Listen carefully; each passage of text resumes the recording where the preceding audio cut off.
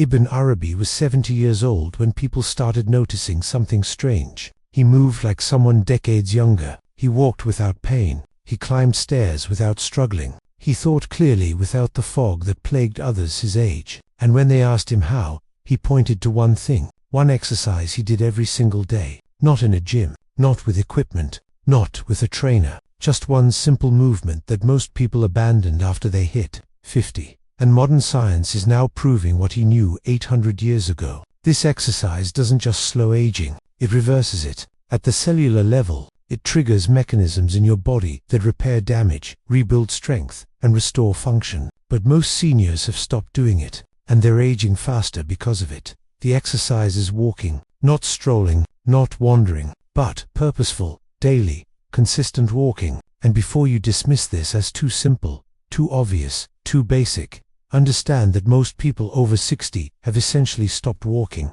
They drive everywhere. They sit most of the day. They take the elevator instead of stairs. They avoid hills. They cut their walks shorter and shorter until walking becomes something they barely do, and their bodies are collapsing because of it.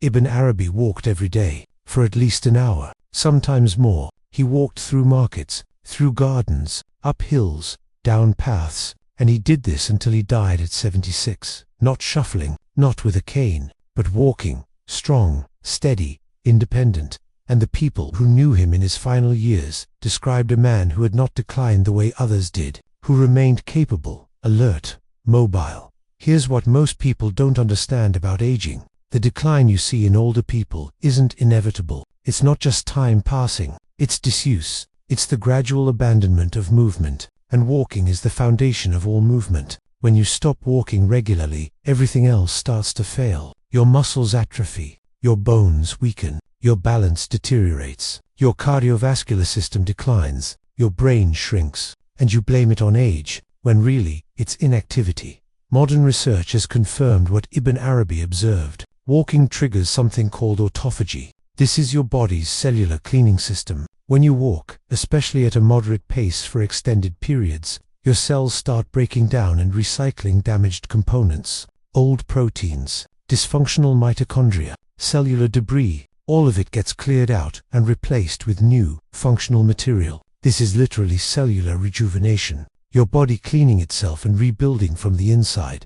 But autophagy only happens when you move. When you're sedentary, this process slows dramatically. Your cells accumulate damage, they become less efficient, they start malfunctioning, and this accumulated cellular damage is what we call aging. But walking reverses this. It activates the cleanup, it triggers the repair, it keeps your cells young. Walking also does something else critical. It preserves muscle mass. After 50, you naturally start losing muscle. This is called and it accelerates if you're inactive. You can lose up to 8% of your muscle mass per decade after 50. And muscle isn't just about strength. Muscle is metabolically active tissue. It burns calories. It regulates blood sugar. It protects your bones. It maintains your balance. When you lose muscle, everything becomes harder, and you become more fragile, more prone to falls, more dependent. But walking, especially if you walk with purpose and challenge yourself occasionally with hills or stairs, maintains your muscle mass. It signals to your body that you still need these muscles, that they're still being used, and your body responds by keeping them, by rebuilding them, by maintaining your strength. And then, there are your bones. After menopause for women and around 64 men, bone density starts declining. Your bones become more porous, more brittle, more likely to fracture, and a hip fracture after 70 often leads to a cascade of decline, immobility, pneumonia, death. But walking is a weight-bearing exercise. Every step you take creates impact, force stress on your bones, and your bones respond to stress by becoming denser, stronger, more resilient. But if you stop walking, if you remove that stress, your bones have no reason to stay strong, so they weaken rapidly. Ibn Arabi understood this intuitively. He saw that people who kept walking stayed strong. People who stopped walking became fragile, and fragility in old age is dangerous. It's not just about weakness, it's about vulnerability. One fall, one fracture, and independence is gone. But walking prevents this. It keeps you strong enough to catch yourself, stable enough to navigate uneven ground, resilient enough to recover if you stumble. Walking also protects your brain. There's mounting evidence that regular walking increases blood flow to the brain. It promotes the growth of new neurons. It enhances cognitive function. It reduces the risk of dementia. And it improves mood and mental clarity. Ibn Arabi was known for his sharp intellect, even in his later years. His writings remained profound and complex. His thinking stayed clear. And while we can't attribute this entirely to walking, the connection between physical movement and cognitive health is undeniable. When you walk, you're not just moving your legs, you're pumping blood, you're oxygenating your brain, you're creating neurochemicals that support mental function, you're challenging your balance and coordination, which keeps your brain engaged, and you're reducing inflammation throughout your body, including in your brain. All of this protects against cognitive decline. But here's what stops most people. They start feeling pain, stiffness, fatigue, and they interpret this as their body telling them to stop, to rest, to avoid movement. But usually, it's the opposite. The pain and stiffness are often from not moving enough, from joints that have become stiff because they're not being used through their full range of motion, from muscles that have weakened because they're not being challenged.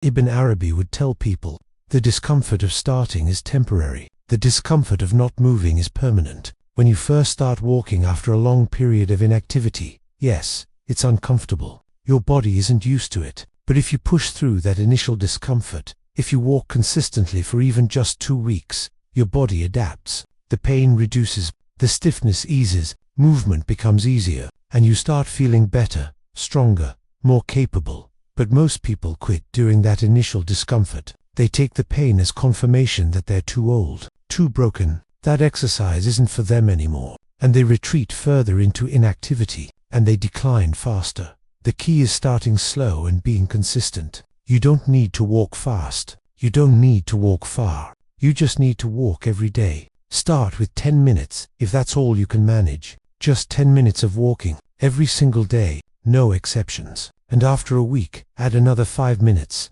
then another, until you're walking 30 to 60 minutes daily. This is the goal. This is what maintains your body, what keeps you young, what reverses the decline, and it has to be daily, not 3 times a week, not when you feel like it, daily, because your body responds to consistency. When you walk every day, you're sending a constant signal. I'm active. I need to stay strong. I need to maintain my function. But when you're sporadic, when you walk one day and then sit for 3, your body gets confused signals, and it defaults to decline.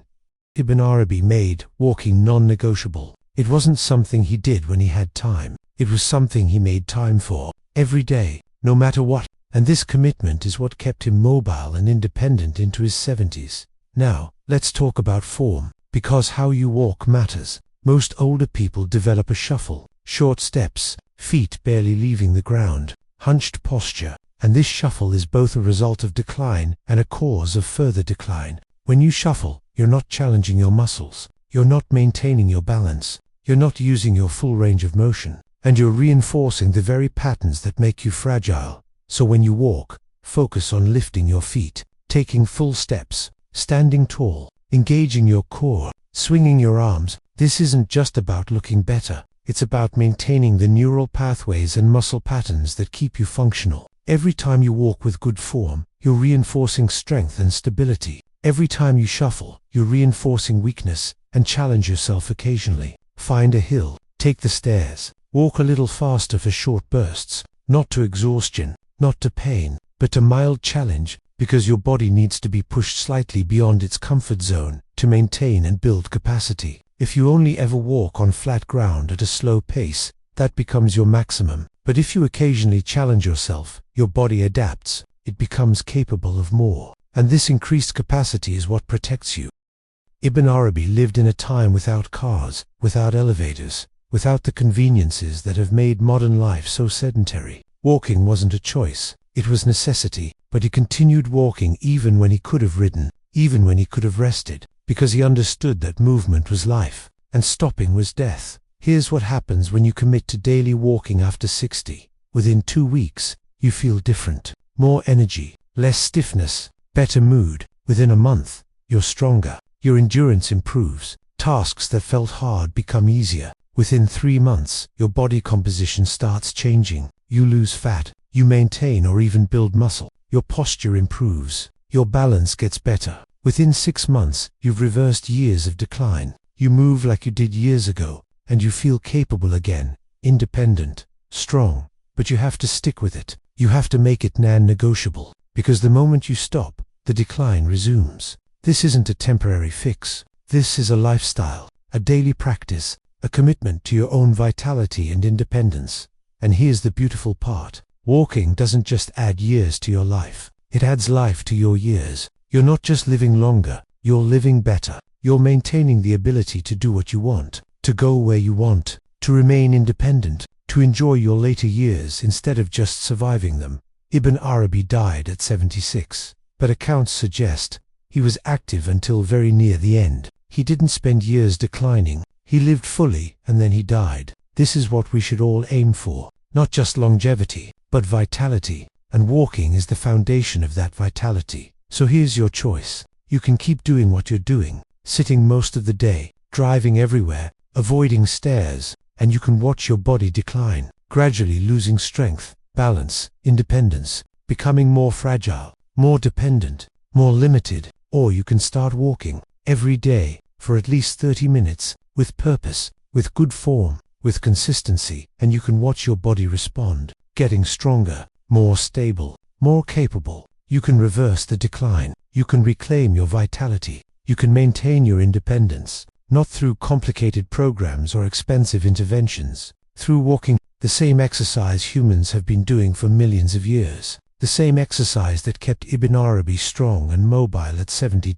Your body is capable of more than you think. Even now, even at your age, even after years of inactivity, it can rebuild, it can adapt, it can become stronger, but you have to give it the stimulus. You have to move, consistently, daily, and walking is how you start. Don't wait until you feel ready. Don't wait until you have more energy. Don't wait until the pain goes away. Start now, today, just 10 minutes, tomorrow, another 10 minutes, and keep going, because every day you walk, you're choosing vitality over decline, independence over dependence, life over mere survival. Ibn Arabi understood this 800 years ago, and now you do too. The question is, what will you do with this knowledge? Will you dismiss it as too simple, or will you recognize it for what it is? The most powerful anti-aging intervention you have, free, accessible, effective, and waiting for you to take that first step.